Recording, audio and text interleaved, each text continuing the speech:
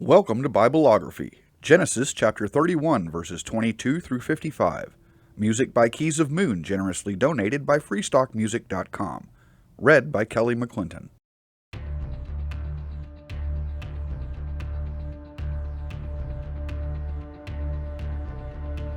On the third day, Laban was told that Jacob had fled. Taking his relatives with him, he pursued Jacob for 7 days and caught up with him in the hill country of Gilead. Then God came to Laban the Aramean in a dream at night and said to him, "Be careful not to say anything to Jacob, either good or bad." Jacob had pitched his tent in the hill country of Gilead when Laban overtook him, and Laban and his relatives camped there too.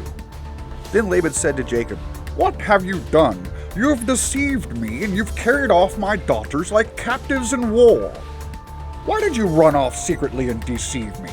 Why didn't you tell me so I could send you away with joy and sing to the music of timbrels and harps? You didn't even let me kiss my grandchildren and my daughters goodbye. You have done a foolish thing. I have the power to harm you, but last night the God of your father said to me, 'Be careful not to say anything to Jacob, either good or bad.' Now you have gone off because you long to return to your father's household. But why did you steal my gods?" Jacob answered Laban, "I was afraid because I thought you would take your daughters away from me by force. But if you find anyone who has your gods, that person shall not live. In the presence of our relatives, see for yourself whether there is anything of yours here with me, and if so, take it." Now Jacob did not know that Rachel had stolen the gods. So Laban went into Jacob's tent, and into Leah's tent, and into the tent of the 2 female servants, but he found nothing. After he came out of Leah's tent, he entered Rachel's tent. Now Rachel had taken the household gods and put them inside her camel's saddle, and was sitting on them. Laban searched through everything in the tent, but found nothing.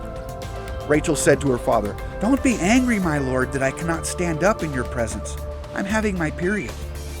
So he searched, but could not find the household gods. Jacob was angry and took Laban to task. "What is my crime?" he asked Laban. "How have I wronged you that you hunt me down? Now that you have searched through all my goods, what have you found that belongs to your household? Put it here in front of your relatives and mine, and let them judge between the 2 of us. I have been with you for 20 years now. Your sheep and goats have not miscarried, nor have I eaten rams from your flock. I did not bring your animals torn by wild beasts. I bore the loss myself, and you demanded payment from me for whatever was stolen by day or night. This was my situation. The heat consumed me in the daytime and the cold at night. The sleep fled from my eyes. It was like this for the 20 years I was in your household. I worked for you 14 years for your 2 daughters and 6 years for your flocks, and you changed my wages 10 times. If the God of my father, the God of Abraham, and the fear of Isaac had not been with me, you would surely have sent me away empty-handed. But God has seen my hardship and the toil of my hands, and last night he rebuked you."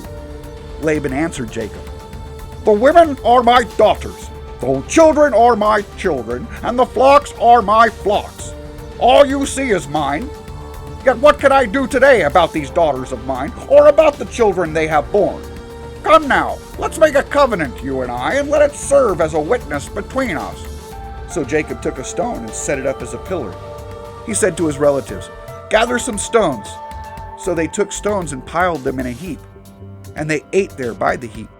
Laban called it Jegar-sahadutha, and Jacob called it Gilead. Laban said, "This heap is a witness between you and me today." That is why it was called Gilead.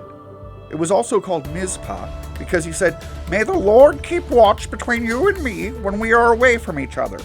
If you mistreat my daughters, or if you take any wives besides my daughters, even though no one is with us, remember that God is a witness between you and me." Laban also said to Jacob, "Here is this heap, and here is this pillar I have set up between you and me.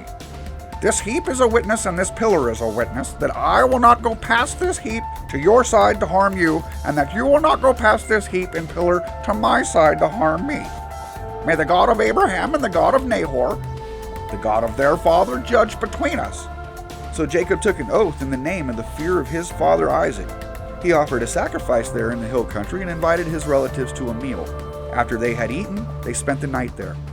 Early the next morning, Laban kissed his grandchildren and his daughters and blessed them.